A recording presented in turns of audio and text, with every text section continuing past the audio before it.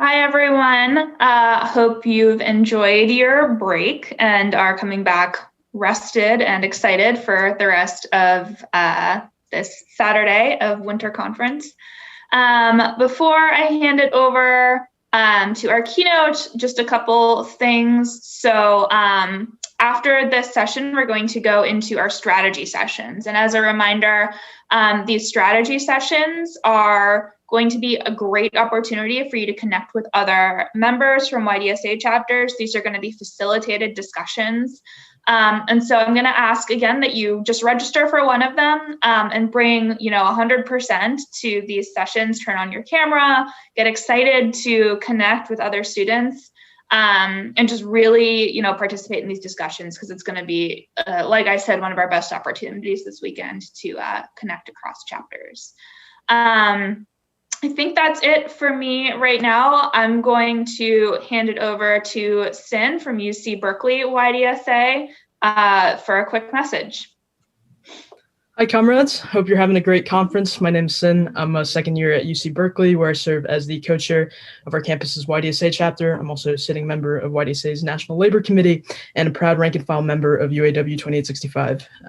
First off, just want to say it's so great to be here with you all this weekend. It's really easy to forget what it means to be part of a national socialist organization when you're preoccupied with the day-to-day work of maintaining your individual chapters and whatnot. And so to be able to meet so many great organizers this weekend, to be able to take the lessons we've learned back to our chapters and to collectively decide the way forward for our burgeoning socialist movement is an invaluable opportunity, in my opinion. That being said, amazing conferences like this one, let alone amazing organizations like this one, take a lot of time and resources to build. As many of you already know, DSA is an entirely member-funded organization, which means that contributions from members like you and I support all of our work, ranging from seemingly trivial things like having our own conference platform and Zoom lines to campaigns with as many moving parts as DSA for Bernie. As much as we may wish otherwise, an effective, politically independent organization requires its own source of funding. Other organizations get to rely on grants and huge contributions from wealthy donors, but as socialists who want to end the owning class and their practice of corporate philanthropy, we don't have that luxury and we don't want it. That kind of pay-to-play system is exactly what we reject. We don't want to be beholden capitalists. We don't want people telling us what to do, how to organize, which forms of protest are legitimate and which ones aren't. And that's why YDSA and I want to make the ask of at least 100 of you. That's our goal for the weekend, but I know we can hit more, to either become a dues-paying member of YDSA today or to renew and even up your dues if you can. Dues for YDSAers are only $20 a year. That's less than the price of one coffee a month. But if needed, there's also a dues waiver on our join page that you can fill out. It'd be kind of ironic if our organization turned people away because of inability to pay. That's absolutely not what we're about.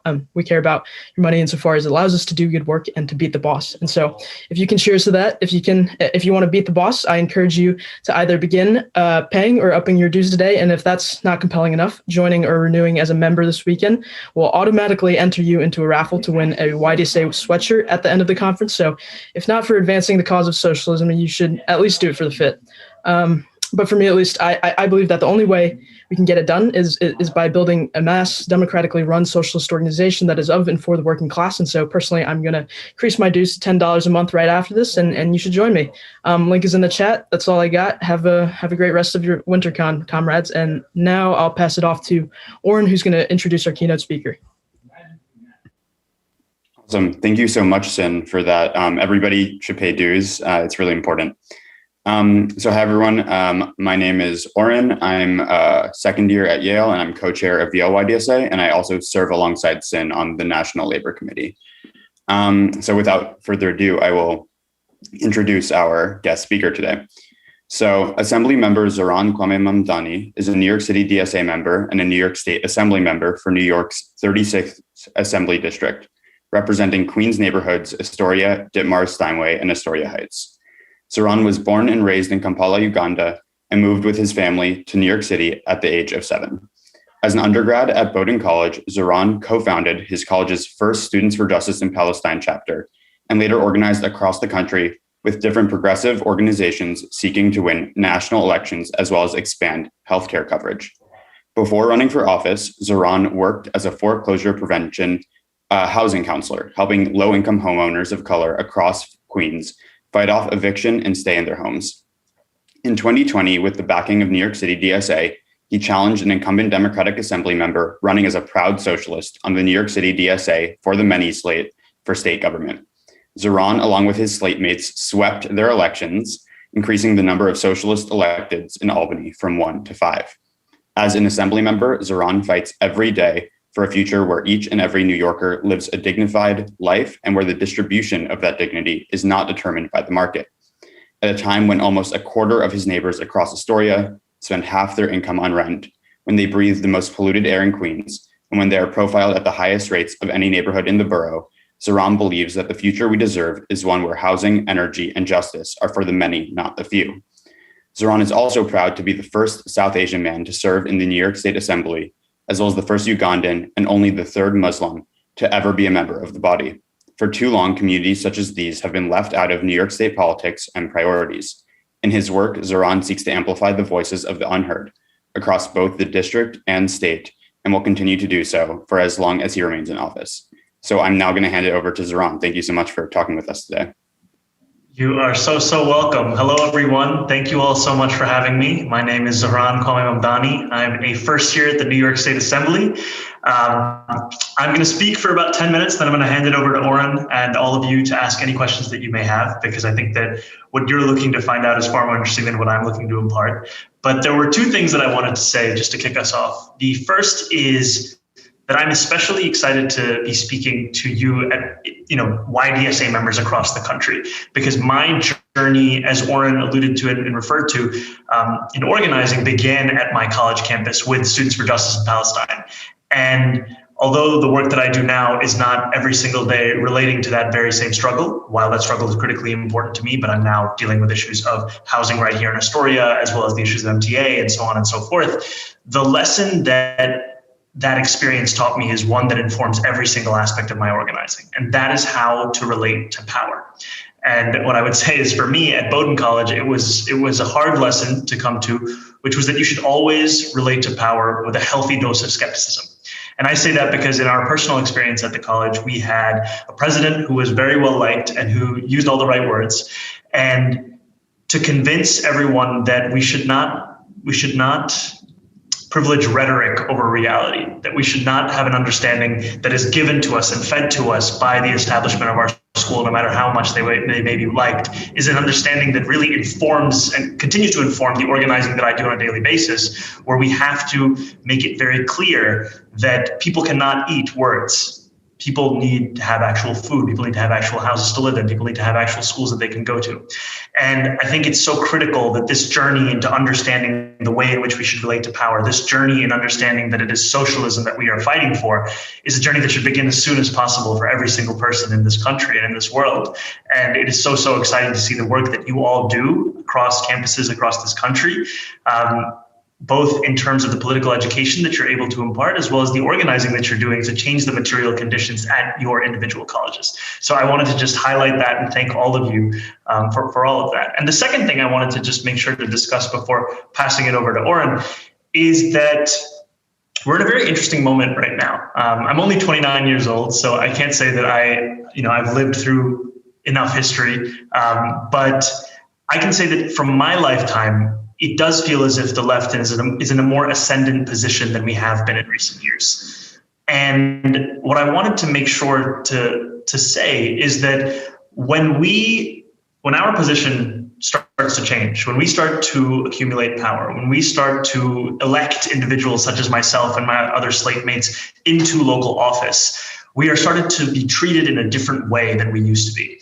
And the way in which power engages us now, it is very critical for all of us to remember what it is that we are fighting for, and to remember that our agenda is an agenda that must not be dictated by calculus, but by conviction.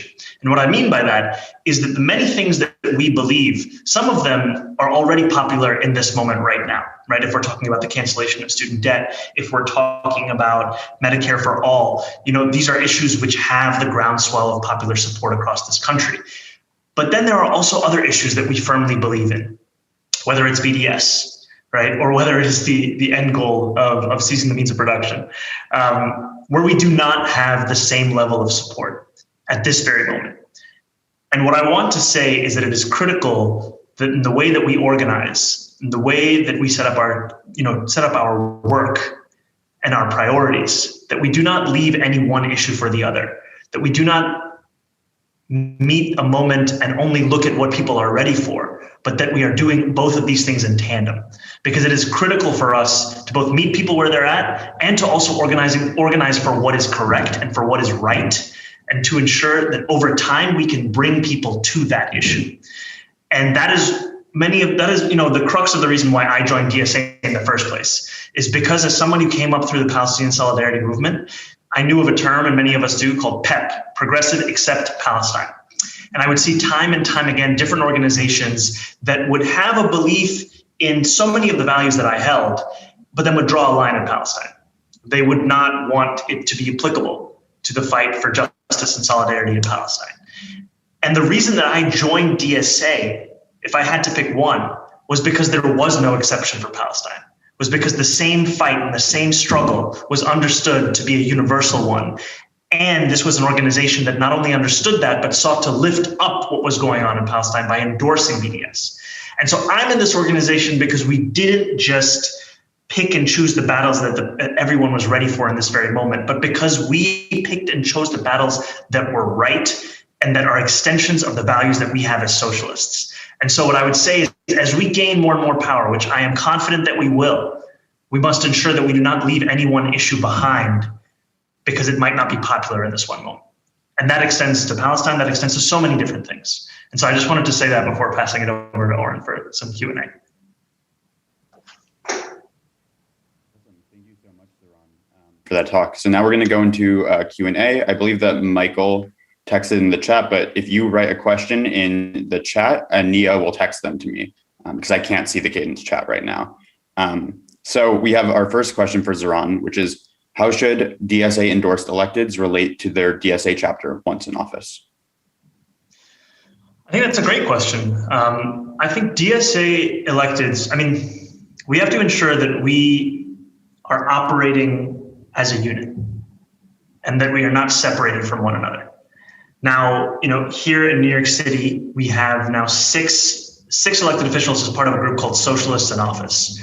And it's an interesting thing because at this moment, I don't have, I have many Signal chats, as I'm sure many of you do.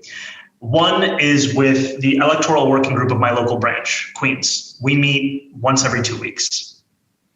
Another is with the heads of priority campaigns and the co-chairs of DSA and various citywide DSA leaders, and then all the socialists in office and the staff is part of that. And that chat comes with a weekly call, an hour-and-a-half call, where we all ensure that we're on the same page and are organizing and strategizing as a unit.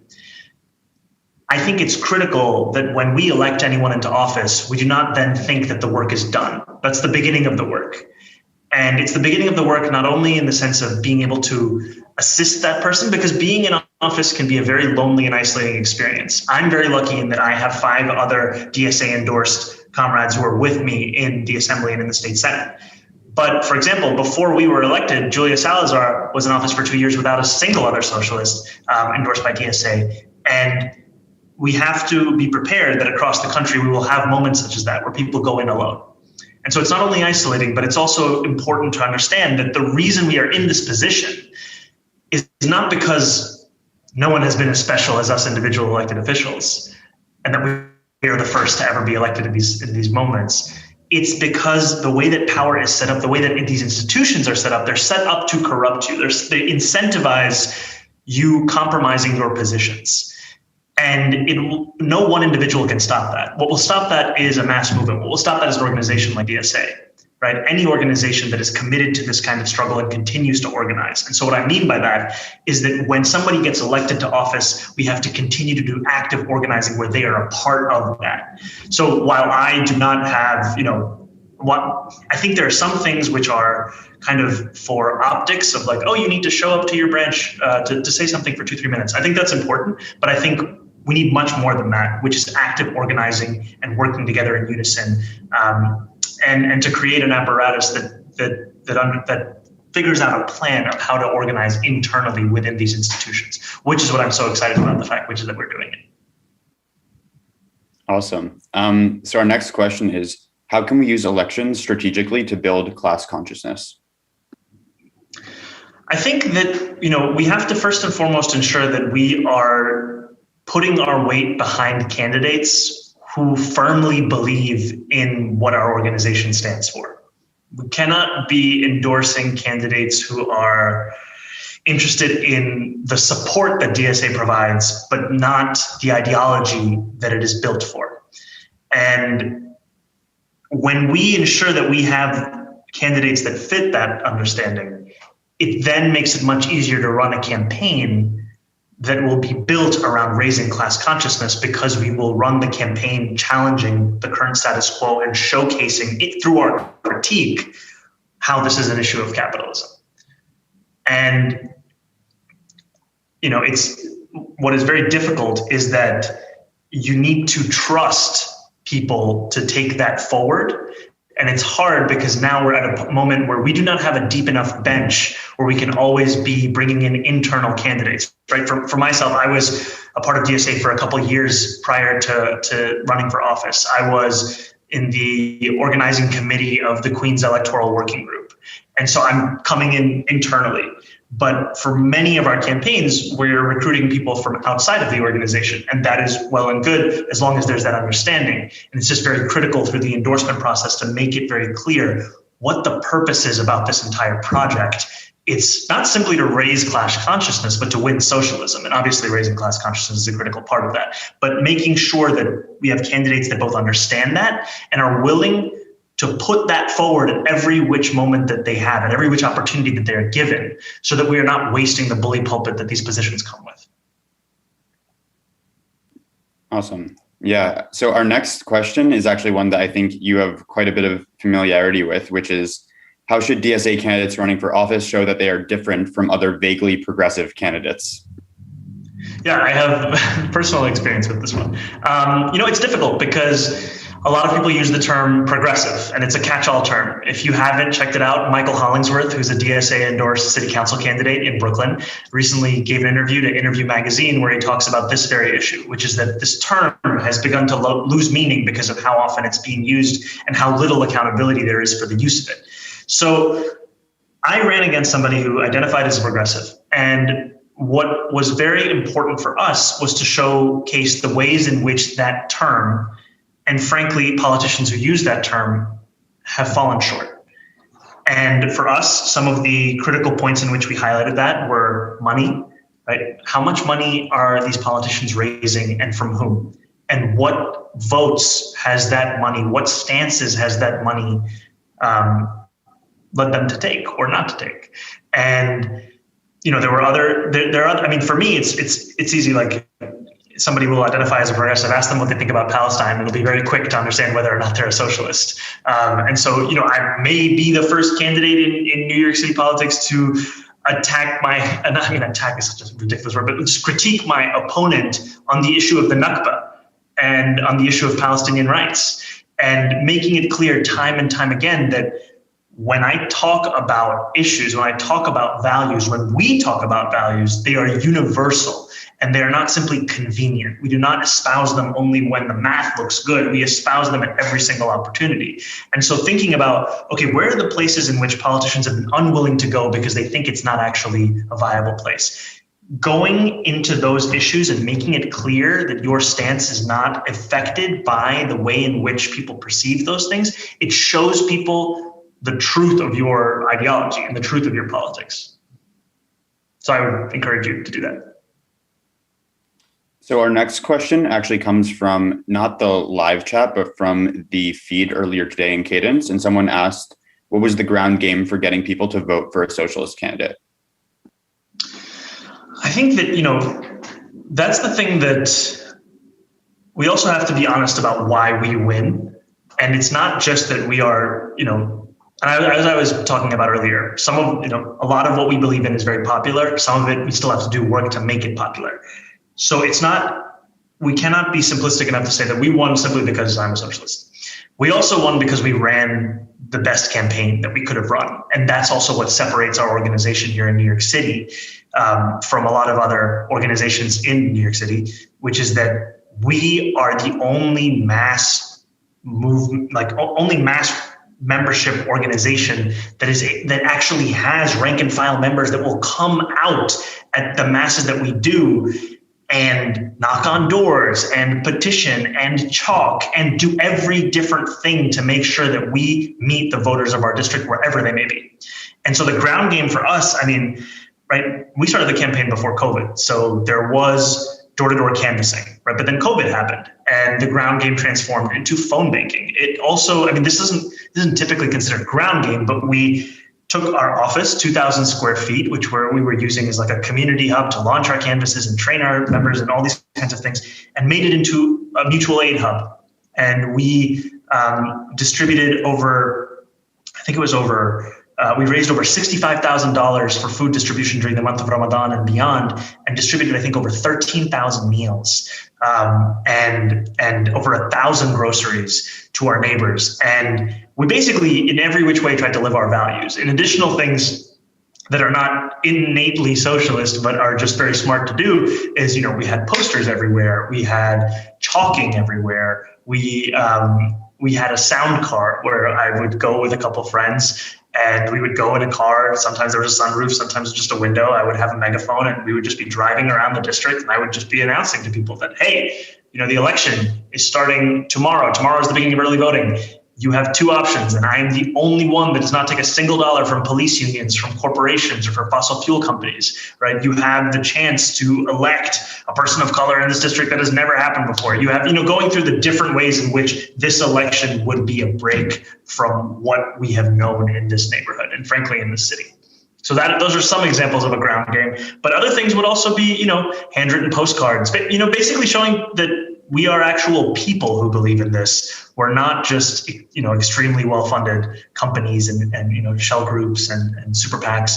We are individuals, ordinary people in the neighborhood who will write to you and show you that, I'm not getting a political mailer, I'm getting an actual handwritten postcard from Orin. And that makes me want to read it and think about this candidate more.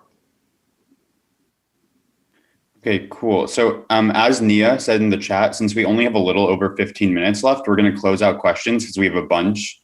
So thank you all for submitting them. So our next question is your work with cooperative housing and your recent appearance in the Gravel Institute was so inspiring. What can we do as students to increase cooperative housing and worker-owned businesses? Well, thank you so much for that comment. That's very nice of you and kind of you. I want to, before moving forward to answer it, I want to thank a couple people who actually helped to write that script, which is Matthew Thomas and Will Spisak, were very helpful. And Matt was the chief writer of that. What can we do to help? What can you all do? I would say the number one thing you can do is to organize. And that seems like a bit of a cop-out answer, but I really do mean it, which is that I encourage people to join DSA every single day, but there are, and what that encouragement comes out of is the belief that we actually do the work. We believe in these things, as do many others, but then when it comes down to it, we do the work that can sometimes be very, it is not the kind of work that you often take photos of and put on social media, because door knocking is very, very difficult, right? It's very important, but it's not always the most exciting and enjoyable experience. Petitioning can be hard, to wake up at 6 a.m. and go to the subway stop and try and get people to sign up. All of these different aspects of what we do are not always the easiest things, but we do them, and that's why we keep winning, is because we actually put our beliefs into practice. Now, how that relates back to the fight for housing, the fight for social housing, is that we need to take these arguments that we have for what housing needs to be and take them from the page and take them from the URL and bring them out into person and make these the dividing lines of the argument, whether it's for electoral campaigns or it's even for fights against rezonings or whatever it may be. We have to set the terms up ourselves in an affirmative way. I personally, I'm an electoralist. I came through the electoral working group. I've worked on a number of socialist campaigns. And so I believe that there's great utility in using campaigns as a means by which to push public consciousness about certain issues, because you can, you have a natural buildup of intensity towards election day, and you can force the incumbents to respond to these issues in ways that they otherwise would not have to, because they see a consequence of losing their job. And the press and all of these other aspects of the way in which our society is set up are geared to cover these kinds of elections in a different way than if they think of them as simply intellectual debates. So I personally would say, if you're fighting for social housing, I would say that to make sure that you create a platform and then recruit candidates to espouse that very platform and then run a campaign on that platform as the fundamental differentiating point between themselves and the incumbent. Because then it, win or lose, and we really need to be aiming to win and not just to be in the fight, but win or lose, the conversation is now at a different place than it used to be. And so that would be my suggestion. But there's a lot of other organizing that you can do that's not electoral focused. And as many housing working groups in New York City DSA will tell you. Yeah, Zaran, you mentioning the 6 a.m. flyering gave me flashbacks to the Kaban campaign that both Zaran and I volunteered on. And on GOTV day, after I did 2 shifts and I was taking an extended break, Zaran is the person who pushed me to go and do another one. So because of the movement you did. You're leaving out a small part of the story, which is where you were asking me my views on some like grand socialist intellectual debate, and I just forced you to get up and get back out there. Okay. No, I think we were being interviewed for a documentary on the campaign. All right, so the next question we have is, how do DSA legislators who have been elected but don't have many other leftist allies in their legislature build relationships and coalitions to fight for real results as we build our movement outside the legislature? This is a great question. So there are 107 Democrats in the New York State Assembly out of 150 Assembly people. And of those 107 Democrats, there are 6 DSA endorsed electeds and 7 DSA members. We have a 7th person who's a DSA member, though she wasn't endorsed by DSA. Her name is Jessica Gonzalez Rojas. We clearly do not have the numbers as they are in this moment to win the radical legislation that we need to bring about. That doesn't mean we just sit on our hands and wait until the next electoral cycle to bring in new members and continue to change the calculus. We have to be effective right now, not just to prove to people that we're not here simply for, ideological debates, but also because our people demand results, because their lives are at stake. And so I'll give an example. We have a legislative analysis team, DSA volunteers, who look at different pieces of legislation that are coming up for a vote in committees, coming up for a vote on the floor. And they highlight their evaluation. Is this a good bill? Is this a bad bill? Is this an okay bill? And then if there are any questions. Now, the important part about the questions is that so many of these bills have not gone through any vigorous intellectual debate. And when they're presented, it's not that you're going to be one of 107 people to raise a question. Oftentimes you might be one of 5 who has a specific question about the text of the legislation. And so in this last conference that we had within our assembly of the Democratic majority, a number of us DSA electeds raised the questions that were the results of the insightful analysis of DSA rank and file volunteers, members. And now this legislation, there's a good chance of it changing to incorporate those questions into them. So that also is just a small example of how we can continue to impact what's going on right now while we continue to build power so that we can stop fighting for crumbs and start fighting for pies.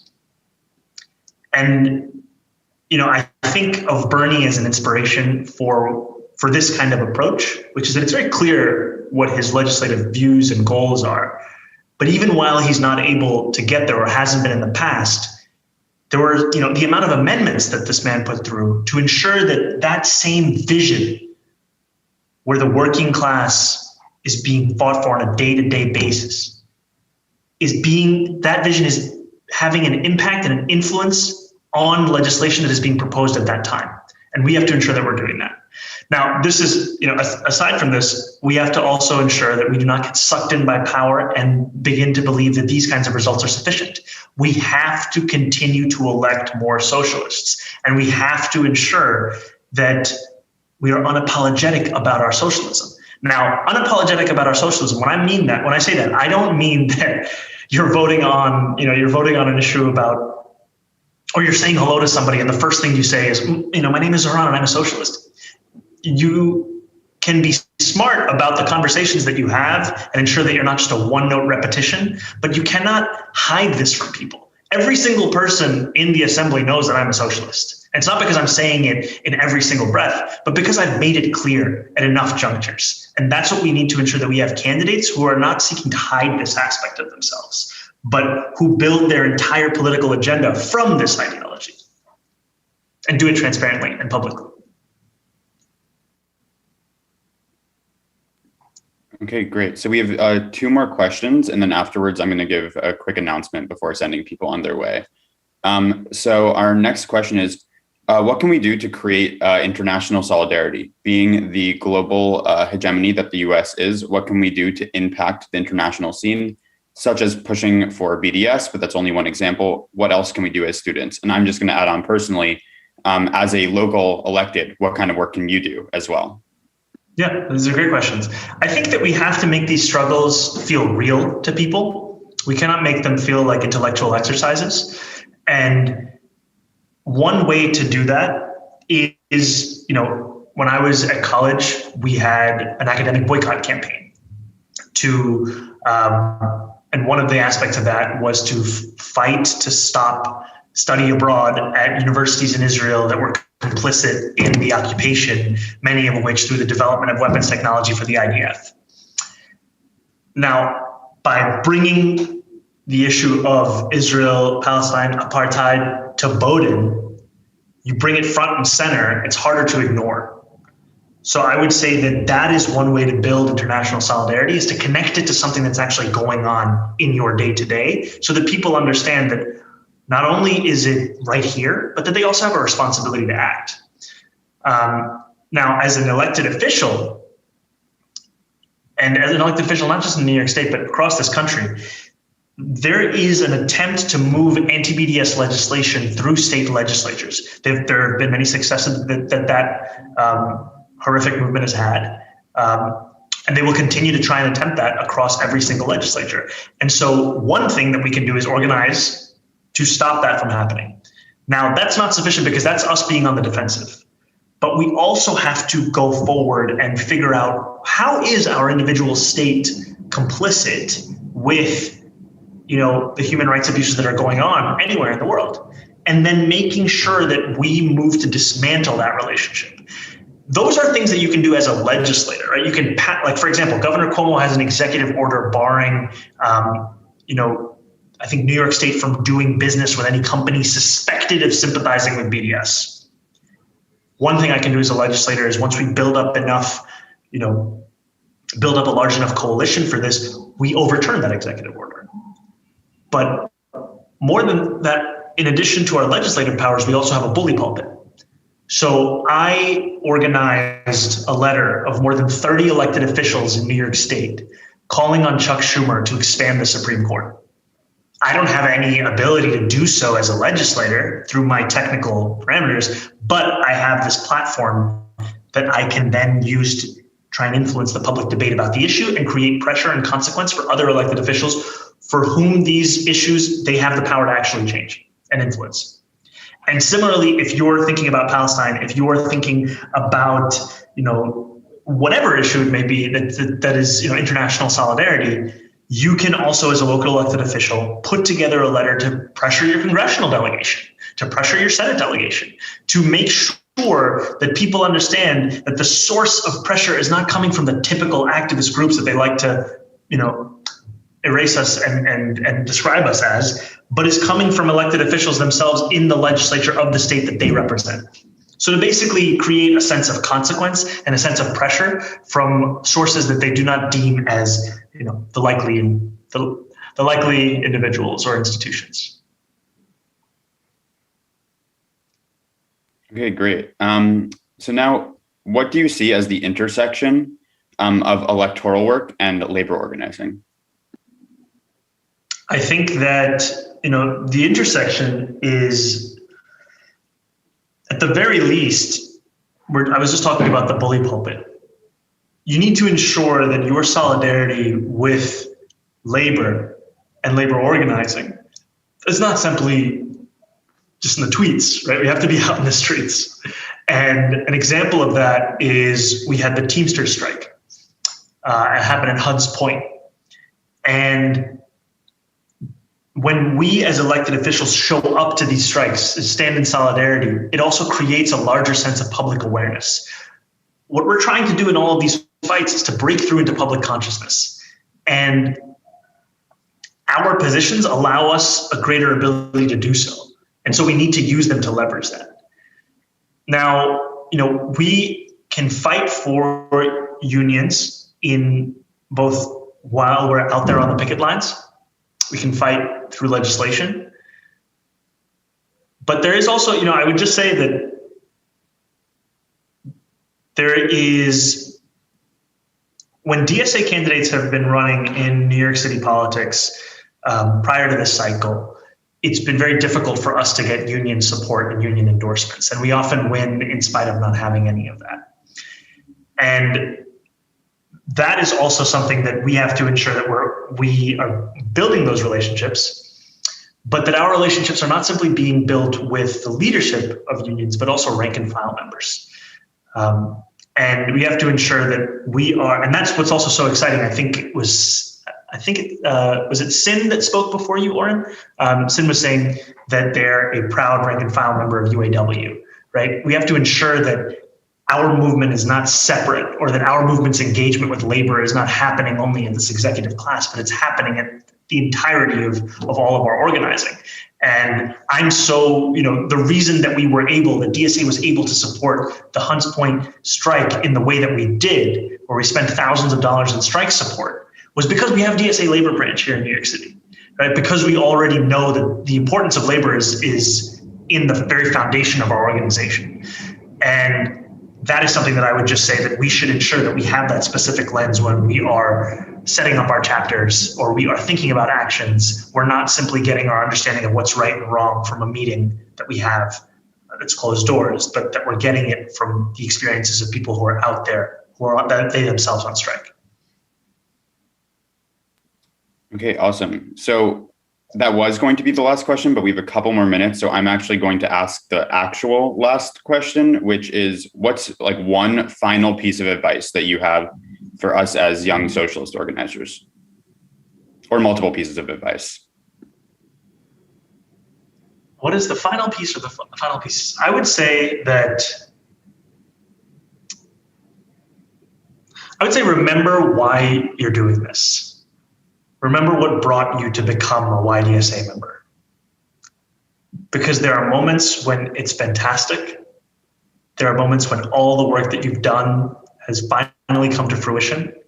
And then there are extremely difficult moments. And what is so liberating to me is that I know every day why I'm doing what I'm doing. And it's extremely difficult, the work that we all do. But I sincerely believe in this political project. I sincerely believe in socialism. And knowing what it is that brought you here, right? For me, it was Palestine that brought me into this movement. For those of you, maybe a variety of different reasons. But remembering that and remembering how this movement is unique in its ability to deliver justice for that issue is critical whenever you are doing this work. Because they will try everything to beat you down, to ensure that you do not wake up the next day to fight this same struggle, and to agree with their ludicrous statement that what we have today is sufficient. And it's important to always ground yourself in why you started this in the first place. And I used to say this to canvassers who would go out in the 4th hour of the shift, and you have to walk 10 flights, the elevator doesn't work, you have to knock on one more door, to motivate yourself to remember, why is it that I'm actually doing this? Right? Orin and I were DSA members who were organizing and canvassing for Tiffany Kaban. and for district attorney in Queens. And I would tell people that remember that when you think you can't give another 10 minutes to knock on another door, that you're not just doing this because it's what your friends were doing today, or you think that we have a chance to win. You're doing this because the ramifications of victory here is the difference between life and death for so many of our brothers, sisters, and family beyond the binary across this borough of Queens. It's the difference between having cash bail anymore or not. It's the difference between having sex work be decriminalized and not. And with every battle that we fight as socialists, we need to remember what the stakes are and ground ourselves in them and why those stakes are important and critical to us as individuals. So that is a piece of advice I would give. And I also just want to say to all of you, I know I'm eating into a little extra time here, but I just want to say thank you to all of you, because it can be such a lonely experience to be a socialist. And it was for me to be one before I was a member of a mass organization. And as Sin said to start us off, it's hard to remember that we're part of a national organization sometime when we get caught up in the day-to-day. And the successes that you all have, whether they be small or big, those are successes for all of us. And so I thank you for the work that you do. I thank you for the lessons that you learn. And I thank you for your continued belief in this struggle, because know that it is going to take every single one of us to win the world that we know we deserve. And the only reason that I'm here as an elected official is because of the work of hundreds and thousands of DSA members across the city, state, and even this country. And so I thank you for continuing to believe, for continuing to work. And I thank you for being part of a movement and an organization that is going to win us that future. Thank you so much, Zaran. Thank you for grounding us. And I think that's the reason why we're all here this weekend, is because we do know the stakes and we know that this project is so important. But it's always good. I have one more thing, Orin, if I could just say. Go for it. Yeah, absolutely. Which is pay your dues. Please pay your dues in whatever way you can. Pay your dues so that we can keep going as an organization. And now I'm done. All right, that was definitely worth it. So we're actually 2 minutes into the strategy session, so I'll make this really quick. The strategy sessions are something that's new this year. There will be a bit looser discussion that will mostly be led by the participants, with a facilitator there guiding it. And you should go to one that you think pertains to the work that you're doing or that your chapter is doing. And that will go, I believe, until 6:30. And then afterwards, we will have a break until 8. And then the optional socials will start then. If I didn't get that all, I think Anna can correct me. So please go to your strategy sessions. Your facilitators are waiting for you. Have a great night.